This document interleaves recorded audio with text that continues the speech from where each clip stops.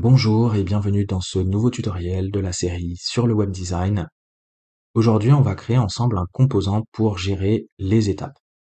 Alors voilà à quoi ça ressemble. On a une barre horizontale avec différents cercles pour symboliser les différentes étapes. En dessous, on a deux boutons. Un premier bouton pour aller à l'étape précédente qui pour l'instant est grisé puisqu'on est déjà sur la première étape. Et ensuite, on a un deuxième bouton pour passer à l'étape suivante. Et effectivement, lorsque l'on clique dessus, on passe bien à chaque fois à l'étape suivante. Lorsque l'on arrive à la quatrième étape, le bouton pour passer à l'étape suivante devient grisé à son tour, puisque on est sur la dernière étape. Donc à ce stade, on ne peut plus que revenir en arrière.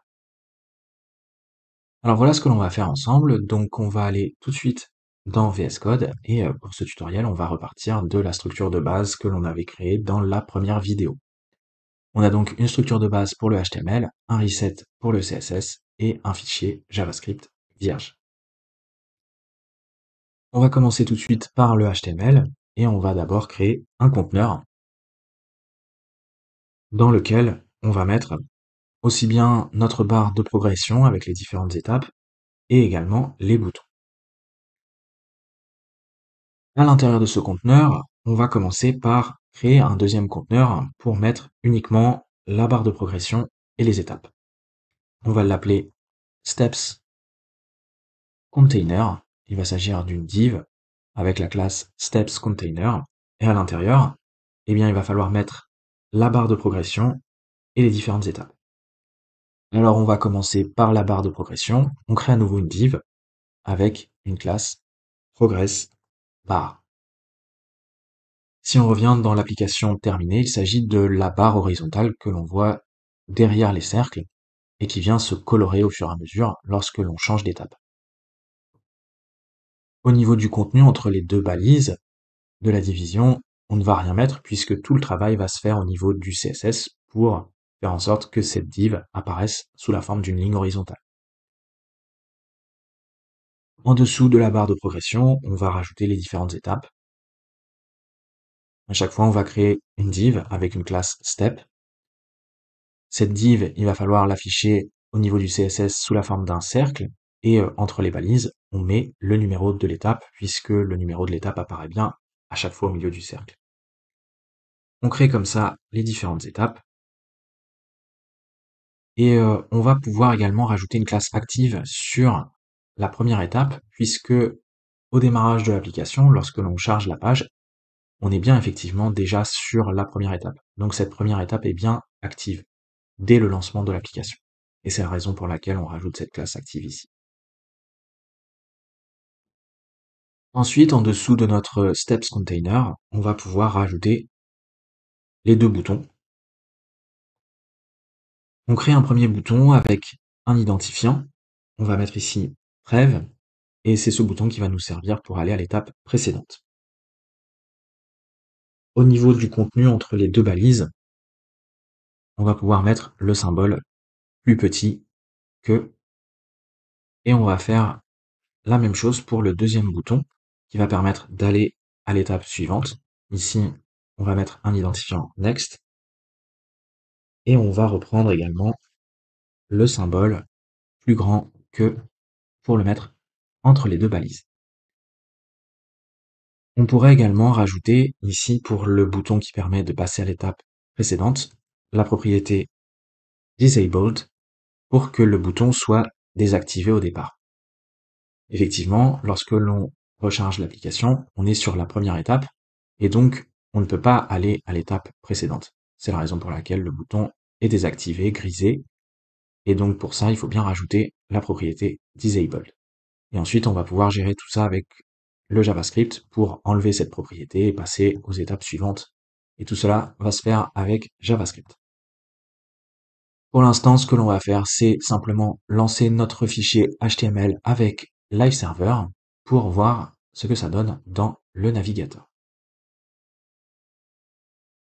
On va pouvoir styliser tout ça, on va revenir dans VS Code et on va aller se rendre dans la feuille de style. Juste en dessous du reset, on va commencer par le body.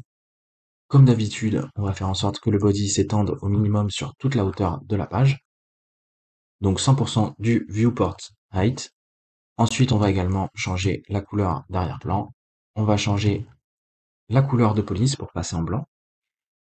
Et on va en profiter également pour changer la famille de police.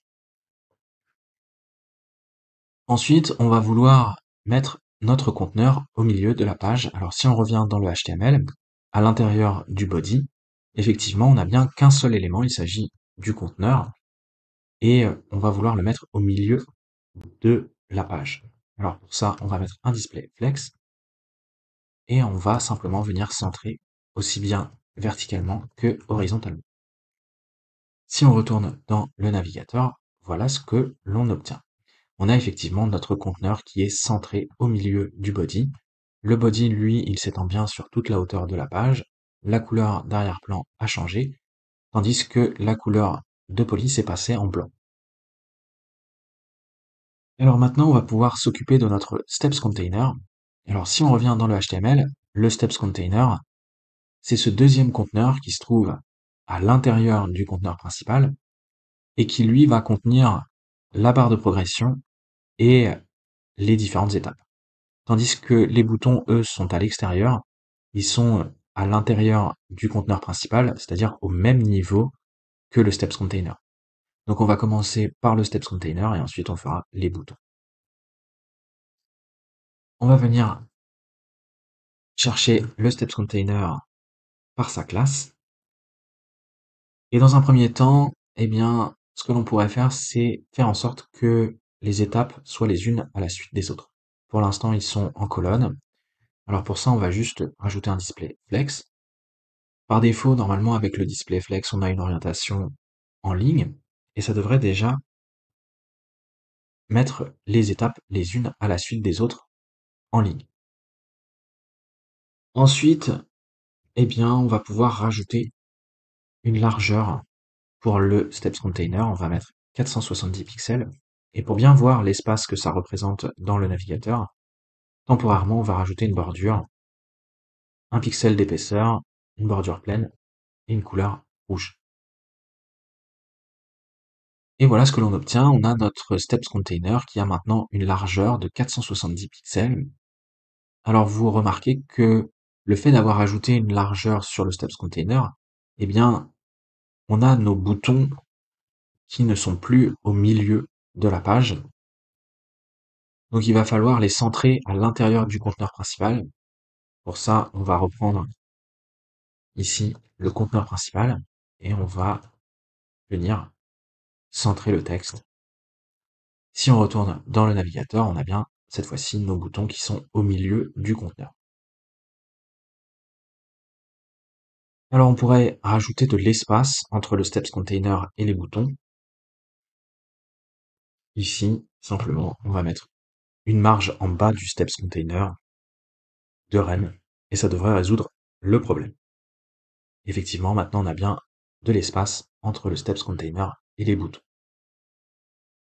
Et maintenant, eh bien, il ne reste plus qu'à faire en sorte que les différentes étapes soient séparées par des espaces. Pour ça, eh bien, comme on a un display flex, ici, il suffit de rajouter Justify Content et on va mettre de l'espace entre les étapes. On sauvegarde et voilà ce que l'on obtient. Alors maintenant, on va pouvoir créer la ligne, ou plutôt les lignes, puisque si on revient dans l'application terminée, on remarque qu'en définitive, on a bien deux lignes. Une première ligne de fond, la ligne blanche, qui est toujours présente et qui symbolise le parcours entre les étapes, mais on a également la ligne violette qui vient se superposer à la ligne blanche et qui symbolise l'étape à laquelle on se trouve. Donc en définitive, il nous faut bien deux lignes. Alors pour la première ligne, ce que l'on va faire, c'est utiliser le pseudo sélecteur before au niveau du steps container. À chaque fois que l'on utilise le pseudo sélecteur before ou after, il faut impérativement rajouter une propriété content. Alors nous, on n'a pas véritablement besoin de contenu, donc on va laisser un contenu vide, mais toujours est-il qu'il faut rajouter cette propriété. Et on va créer notre ligne. Alors pour ça, il faut d'abord une couleur pour la ligne, on va mettre un genre de gris blanc. Ensuite, eh bien, il nous faut une épaisseur pour la ligne. On va mettre 4 pixels. Et ensuite, eh bien, il va falloir positionner la ligne à l'intérieur du steps container. Donc pour ça, on va rajouter une position absolue, ce qui va nous permettre de modifier la position de la ligne. Mais tout ça va se faire relativement par rapport au steps container. On va vouloir bouger la ligne à l'intérieur du steps container, et donc pour ça, il faut bien rajouter une position relative ici. Et donc l'idée, c'est de mettre la ligne au milieu, c'est-à-dire à 50% à partir du haut.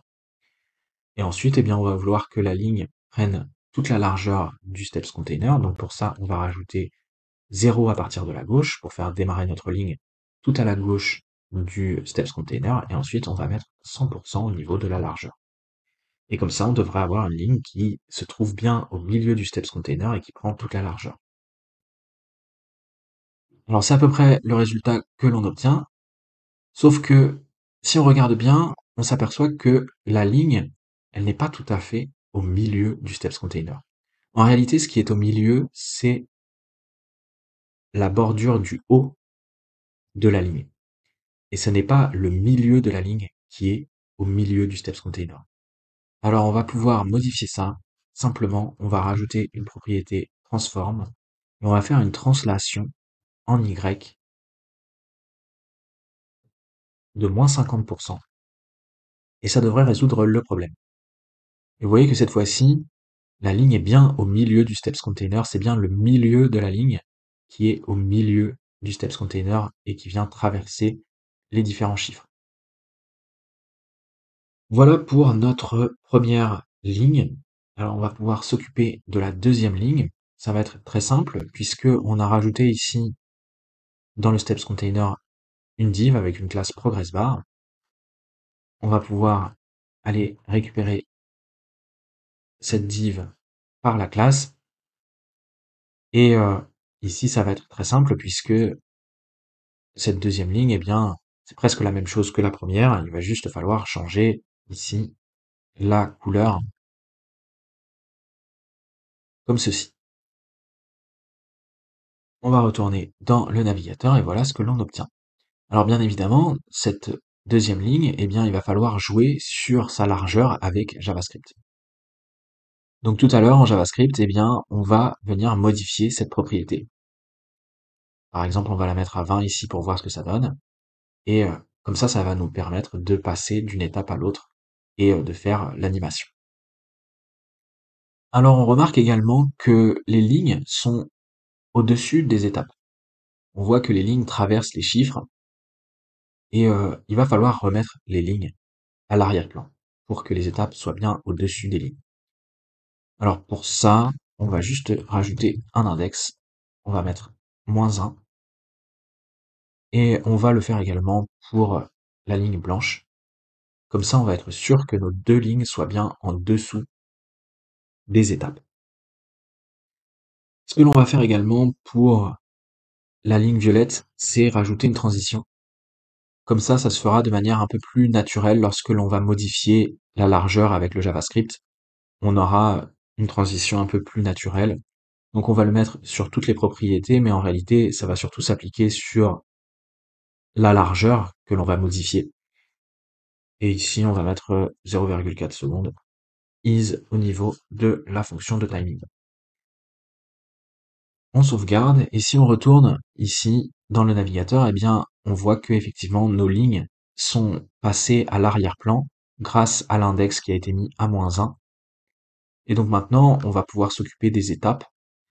Alors on va simplement déjà se débarrasser de la bordure rouge, et ensuite on va venir chercher les étapes. L'idée pour les étapes, eh bien, ça va être de créer des cercles. Alors on va déjà donner des dimensions. On va mettre 70 pixels. À ce stade, on devrait avoir un carré. Nous, on va vouloir forcément un cercle, donc on rajoute un border radius à 50%. Ensuite, on va rajouter une bordure. On va mettre 3 pixels d'épaisseur, une bordure pleine, et on va reprendre notre gris blanc. Et on va déjà voir ce que l'on obtient dans le navigateur. Alors on a l'impression ici que nos lignes sont repassées au premier plan, et en fait c'est simplement parce que pour l'instant les cercles sont transparents. Donc pour ça, il faut simplement rajouter une couleur d'arrière-plan pour les cercles. On va remettre la couleur que l'on avait utilisée pour le body, et vous voyez que cette fois-ci on a bien nos cercles qui sont au-dessus des lignes, puisqu'on a rajouté une couleur d'arrière-plan pour les cercles. Alors maintenant, il faudrait également venir centrer le texte au milieu des cercles. Pour ça, on va juste rajouter un display flex et on va venir centrer aussi bien verticalement que horizontalement. On retourne dans le navigateur et on a bien le résultat attendu. Alors maintenant, on va pouvoir s'occuper également du cas où on a des étapes actives. Alors, si on retourne dans le HTML, on a bien effectivement une classe active pour la première étape, et c'est logique puisque on commence bien au départ à la première étape, donc il faut qu'elle soit active. Donc on va pouvoir s'occuper de ce cas-là. Alors juste avant, on va, comme précédemment, rajouter ici également une transition sur tous les éléments. On va mettre 0,3 secondes au niveau de la durée et is in out au niveau de la fonction de timing. On rajoute cette transition, et bien c'est simplement parce que par la suite, en JavaScript, justement, on va modifier parfois ces étapes. Lorsque les étapes vont être actives, on va changer la couleur de la bordure. Et donc, pour que la transition se fasse de manière un peu plus naturelle, eh bien, on rajoute cette propriété. Et comme ça, la couleur de la bordure va changer de manière un peu plus naturelle, sans que ça soit trop brutal au niveau du changement. Et donc, justement, eh bien, le changement, il va s'opérer lorsque l'on rajoutera la classe active avec JavaScript. Et donc, dans le cas où on a une étape active, eh bien, simplement, on va modifier la couleur de la bordure. Et on va venir mettre Dark Orchid. Alors, on devrait avoir une étape d'active, la première. Si on retourne dans le navigateur, effectivement, on a bien notre première étape qui est active. Alors, ce que l'on pourrait faire également, c'est remettre notre ligne violette à 0, puisque au départ, eh bien, on est sur la première étape. Donc, ici, on va remettre la largeur à 0.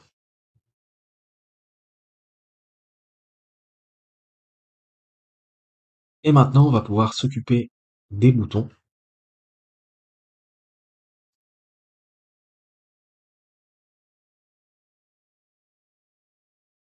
Pour les boutons, on va changer la couleur d'arrière-plan.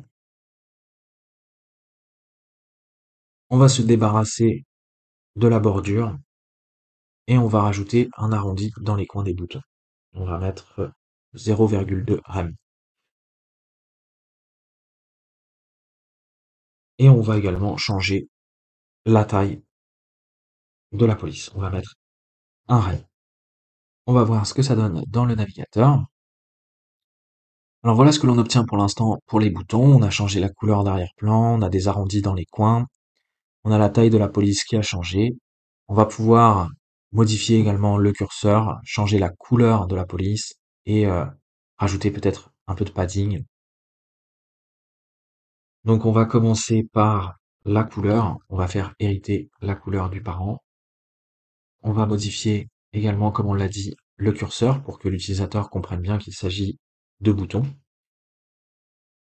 Et on avait dit également qu'on rajouterait du padding. Alors on va mettre 0,6 rem en haut et en bas et 0,9 rem à gauche et à droite. On sauvegarde et voilà ce que l'on obtient pour les boutons. Alors les boutons sont peut-être un peu collés, on va pouvoir les séparer. On va rajouter une marge à droite, on va mettre un rem. On retourne dans le navigateur et voilà ce que l'on obtient pour les boutons, ils sont légèrement séparés. Alors on pourrait s'occuper également du cas où le bouton possède l'attribut disabled lorsque le bouton est désactivé. Donc on va venir chercher le bouton on va aller regarder la propriété disabled et on va venir mettre une couleur différente pour le bouton. On va avoir un bouton grisé et on va également modifier le curseur pour mettre Not Allowed. Et comme ça, on aura un petit panneau avec un sens interdit pour montrer à l'utilisateur qu'il ne peut pas cliquer sur ce bouton. Et c'est bien ce que l'on obtient pour notre bouton avec l'identifiant Prev, qui permet de passer à l'étape précédente puisque on est sur la première étape et donc on avait bien rajouté dans le HTML la propriété ici disabled. Donc voilà pour le résultat au niveau du CSS. Maintenant, on va pouvoir passer au JavaScript. Alors c'est parti, on va aller dans le fichier JavaScript et on va commencer par récupérer les éléments du DOM qui nous intéressent. On va avoir besoin de la barre de progression puisque on avait dit que il allait falloir jouer sur la largeur de la barre de progression pour créer notre animation. Donc on vient récupérer la barre de progression par sa classe progressBar. Ensuite, on récupère les deux boutons. Alors pour ça, on peut utiliser getElementById puisque à chaque fois, on a fourni un identifiant. On vient faire la même chose pour le bouton Prev. Et ensuite, on va récupérer simplement les étapes. Alors pour ça, on utilise bien querySelectorAll pour récupérer tous les éléments qui possèdent une classe step. Ensuite, on vient créer un objet app. À l'intérieur de l'objet app, on rajoute la méthode principale init, et c'est cette méthode qui va être déclenchée au lancement de l'application. Donc on rajoute un écouteur d'événements sur le document, et lorsque le contenu du DOM est chargé, on vient déclencher en callback notre méthode init qui se trouve à l'intérieur de l'objet app. Alors justement, à l'intérieur de l'objet app, on va rajouter une propriété current qui va nous permettre de représenter l'étape à laquelle on se trouve. Et on va initialiser cette propriété A1 puisqu'on va commencer naturellement par la première étape. Ensuite, qu'est-ce que l'on va faire dans cette méthode init? Eh bien, lorsque l'on va initialiser l'application, on va simplement rajouter des écouteurs d'événements sur nos deux boutons. Donc on prend le bouton Next, on rajoute un écouteur d'événements de type click, et lorsque l'utilisateur va venir cliquer sur le bouton Next, on va déclencher cette fonction callback. Et donc, lorsque le bouton Next sera cliqué, il faudra passer à l'étape suivante. Autrement dit, il va falloir incrémenter la valeur de la propriété current. Mais il va quand même falloir vérifier une condition, il va falloir s'assurer qu'on n'est pas déjà sur la dernière étape. Autrement dit, il va falloir vérifier ici que la propriété current est bien inférieure à la longueur du tableau d'étapes. On a un tableau d'étapes avec 4 éléments, donc on a une longueur de 4, et on vient vérifier ici que la propriété current est bien inférieure à 4, qui est le nombre total d'étapes. Si c'est le cas, eh bien ça veut dire qu'on n'est pas sur la dernière étape, et donc que l'on peut passer à l'étape suivante en incrémentant la valeur de la propriété current. Alors une fois qu'on a incrémenté la propriété current, il va falloir mettre à jour l'affichage de l'interface utilisateur, et pour ça on va utiliser une deuxième méthode, update, que l'on va venir mettre ici juste en dessous de la méthode init. Mais avant de compléter cette méthode update, on va faire la même chose que ce que l'on a fait avec le bouton next, mais pour le bouton prev. On change le bouton, et ici, on a toujours un événement de type click, et par contre, dans ce cas, eh bien, on passe à l'étape précédente. Autrement dit, au lieu d'incrémenter la valeur de la propriété current, on va venir décrémenter la valeur. Pour la condition, eh bien cette fois-ci, il va falloir s'assurer qu'on n'est pas sur la première étape. Autrement dit, il va falloir vérifier que la valeur de current est bien supérieure à 1. Si c'est le cas, ça veut dire qu'on n'est pas sur la première étape et donc que l'on peut effectivement passer à l'étape précédente. Dans un cas comme dans l'autre, une fois que l'on a soit incrémenté ou bien décrémenté la valeur de la propriété current, et bien à chaque fois, systématiquement, on met à jour l'interface utilisateur. Et justement, cette méthode update va tenir compte de cette nouvelle valeur de la propriété current. Alors, qu'est-ce que l'on va faire ici dans la méthode update? Eh bien, on va venir boucler sur le tableau d'étapes. On a un tableau d'étapes, donc on peut utiliser la méthode for each. À chaque itération, on va venir récupérer l'étape et l'index qui correspond. Et ici, il va s'agir de rajouter des classes actives en fonction de l'étape à laquelle on se trouve sur nos différents cercles. Si on revient dans le CSS, on a bien ici un style différent lorsque l'on a la classe active sur les étapes. On a une bordure qui est différente. Et d'ailleurs, dans le HTML, on avait rajouté par défaut une classe active sur la première étape.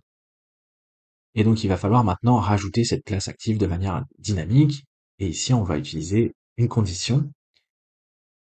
Alors, au lieu d'utiliser une condition standard avec le mot-clé if, comme on l'a fait jusqu'ici, pour changer un peu, on va utiliser une condition ternaire. Donc, on prend la valeur de l'index de l'élément sur lequel on est en train d'itérer, et on vient regarder s'il est inférieur à la valeur de la propriété current. Si c'est le cas, eh bien, on prend notre étape, on regarde dans la liste de classes, et on vient rajouter une propriété active. Autrement, si cette condition n'est pas vérifiée, eh bien, on prend l'étape et on vient supprimer, cette fois-ci, la classe active. Donc, si on reprend cette condition, qu'est-ce qu'elle fait? Par exemple, si on est au lancement de l'application, on a la propriété current qui vaut 1, et imaginons que l'utilisateur vienne cliquer sur le bouton Next. On clique sur le bouton Next, et donc on vient incrémenter la valeur de la propriété current, qui passe à 2. Ensuite, on passe dans la fonction update, qui vient mettre à jour l'interface.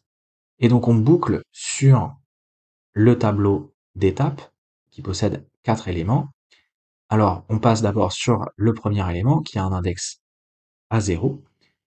0 est bien plus petit que 2, et donc on rajoute une classe active sur cette première étape. Ensuite, deuxième étape, on a un index qui vaut 1. 1 est bien toujours plus petit que 2, et donc on vient rajouter également une classe active. Par contre, pour les deux derniers éléments du tableau, ceux qui ont un index de 2 et 3, eh bien 2 et 3 ne sont pas plus petits que 2, et donc pour ces deux éléments, on ne rajoute pas de classe active. Et donc à ce stade, lorsque l'on aura cliqué une première fois sur le bouton, on aura eh bien, les deux premiers éléments du tableau avec un index 0 et 1 qui seront actifs, donc les deux premières étapes. Alors on va vérifier dans le navigateur que c'est bien le résultat obtenu.